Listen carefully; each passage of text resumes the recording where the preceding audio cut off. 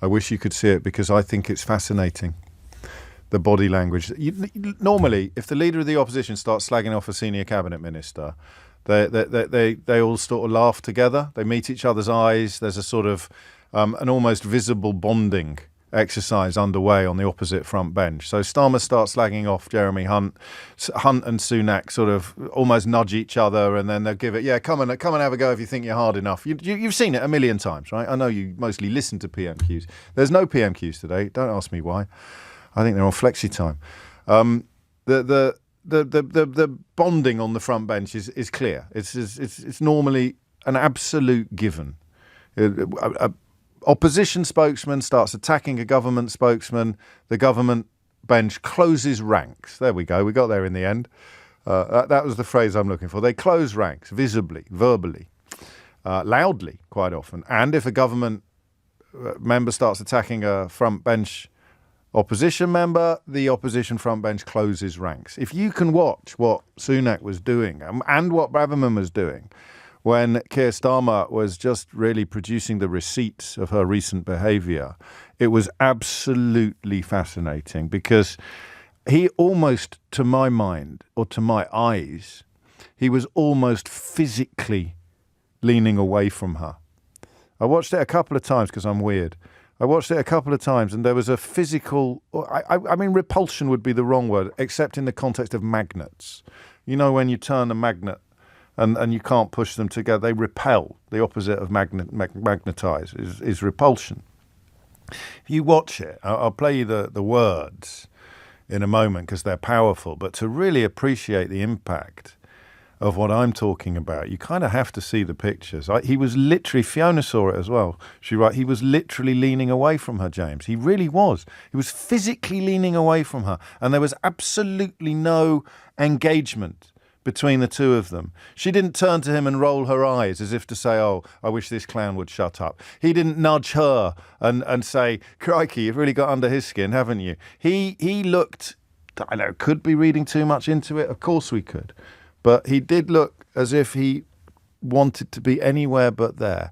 And then, of course, the question of why would she be sitting next to him on the front bench anyway? That is the arithmetic of the King's Speech. That is the tradition of the King's Speech. That the most senior holders of offices of state will be there. But I think you should have a look at it. I think you should have a look at it, and I will play you the words shortly. 6 minutes after 11 is the time, but. The question that prompts is this question. So we're sticking with the stochastic terrorism angle. Of course we are. What has she done this on purpose? Is she... I mean, and then we'll add a why to it. Why does Suella Braverman apparently want violence on Armistice Day? Why does she want it? 0345 6060973. You can still tell me that she doesn't, but we've been asking that question for an hour and nobody yet is prepared to have a crack at trying to claim that her actions and words in recent weeks do not speak to a desire for violence on Armistice Day. That's why I've reached for the big stochastic terrorism label. So you've got that. That's a given. Feel free. But working on the premise that nobody can actually cast her actions in a way that doesn't look like incitement or stochastic terrorism, you're left with the question of why. Why is Suella Braverman doing this? Why is Sarah Vine doing it? Why is the Daily Mail front page apparently relishing the prospect of violence on Saturday? 0345 6060973. And then the question I'd really like you to get a crack on as well is, why has Sunak not sacked her? When would you have sacked her? Well, you wouldn't have given her job back after she was fired for breaching the ministerial code, leaking sensitive material. Both deliberately to her mentor, the bloke who talks about cultural Marxism all the time, but also accidentally leaking sensitive material to somebody who wasn't supposed to see it at all. And that is why she was slung out of Liz Truss's government. But 4 days later, Rishi Sunak brought her back. So, I mean, it's a given that you wouldn't have done that. I'd have sacked her when Joan Salter, the Holocaust survivor, said, please stop using this sort of language to talk about refugees. It reminds me of the language the Nazis used while they were murdering my family. And Suella Braverman said no. I'd have sacked her then, I think. I sacked her when she talked about homelessness being a lifestyle choice, or posited the idea of fining charities for giving tents to homeless people. I mean, there's just too much to choose from. So why hasn't he sacked her? A lot of you have picked up on this. I noticed the same thing, says Gerald, but I think she had a face of glee. Sunak was looking at the sky when Starmer finished, James. When Starmer was talking about Suella in Parliament yesterday, Sunak's expression was very interesting, James. He was looking at Starmer as if he was absorbing and agreeing with every word. John in Exeter says it was almost as if Braverman was a cloud of halitosis. And quite a lot of people are of a similar view to me. I'll pick this up again if you want. How can you say it was a month ago? This is current. I can say it was a month ago because it was. Listen, I fully sympathise if this is difficult. I don't want to say difficult to understand, but that sounds patronising. I say that the October the 7th terror atrocity, for which I hope the perpetrators burn in hell for all eternity, was a month ago now, because it is now November the 8th. So it is literally just counting. And you can't march on Saturday to call for it to end. That's all. I'm not sure that I need to explain this any further. I think if you can't understand what I'm saying now, that's a you problem, not a me problem. But the terror atrocity was a month ago, and you can't march on Saturday in calling for it to end, or indeed to in the hope of it never happening.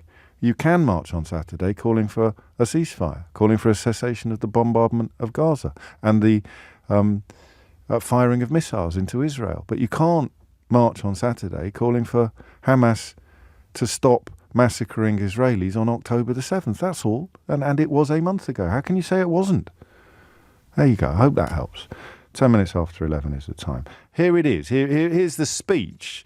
But I'm clearly not going mad, because pretty much every message that's come into the studio for the last 10 minutes, 5 minutes, is describing precisely the physical language, body language that I saw here. I think we'll run with Ian's. Sunak behaves as if Suella Braverman is halitosis in human form. We needed a King's speech that would draw a line under 13 years of Tory decline, a King's speech for national renewal and a serious plan for growth. But instead, we have a party so devoid of leadership, it is happy to follow a Home Secretary who describes homelessness as a lifestyle choice. And believes that the job of protecting us all from extremists, the most basic job of government, is legitimate terrain for her divisive brand of politics. Mr. Speaker, as Director of Public Prosecutions, I worked closely with the police and counter-terrorism forces. Their job is hard enough already, without the Home Secretary using it as a platform for her own ambitions. So I say to the Prime Minister, think very carefully about what she is committing your government to do. And think very carefully about the consequences of putting greater demands on public servants at the coalface of keeping us safe.